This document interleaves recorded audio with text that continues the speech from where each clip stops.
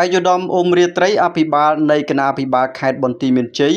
បានអំពាវនាវដល់ថ្នាក់ដឹកនាំមន្ត្រីរាជការអាជីវករពាណិជ្ជករសប្បុរសជនចូលរួមជាមួយរដ្ឋបាលខេត្តក្នុងយុទ្ធនាការ 10000 រៀល 10000 នាក់ដើម្បីរៃអង្គាសថវិកាជួយដល់កុមារកម្ពុជាដែលកំពុងសម្រាកព្យាបាលនៅមន្ទីរពេទ្យគន្ធបុប្ផា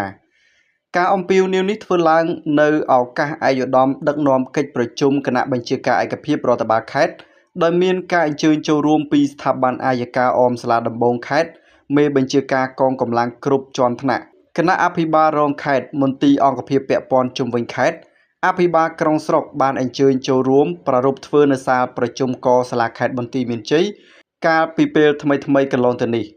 សូមបញ្ជាក់ថាយោងតាមសេចក្តីជូនដំណឹងរបស់រដ្ឋបាលខេត្តបន្ទាយមានជ័យនឹងមានការរៀបចំនៅព្រឹត្តិការណ៍ជិះកង់ដើម្បីរៃអង្គាសថវិកាគ្រោងនឹងប្រព្រឹត្តទៅនៅថ្ងៃទី7 មិថុនា 2026ដោយជិះជុំវិញក្រុងសិរីសុភ័ណ្ឌដើម្បីគៀងគរថវិកាចូលរួមមូលនិធិគន្ធបុប្ផាកម្ពុជាក្នុងយុទ្ធនាការ 10000 រៀល 10000 នាក់ឆ្នាំ 2026សម្រាប់កុមារកម្ពុជារយៈពេល1ខែពេញ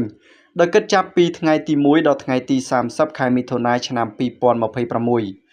យុទ្ធនាការ 10000 រៀល 10000 នាក់សម្រាប់កុមារកម្ពុជាជាយុទ្ធនាការប្រចាំឆ្នាំរបស់មូលនិធិគន្ធបុប្ផាកម្ពុជាដែលត្រូវបានរៀបចំឡើង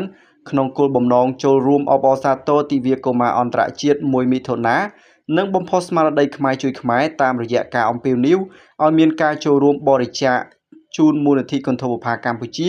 ទៅតាមលទ្ធភាពពីសំណាក់សប្បុរសជននានាទាំងក្នុងនិងក្រៅប្រទេស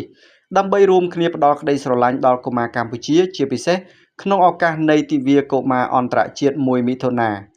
ជាមួយគ្នានោះរដ្ឋបាលខេត្តបន្ទាយមានជ័យសូមជម្រាបជូនឯកឧត្តមលោកជំទាវលោកស្រី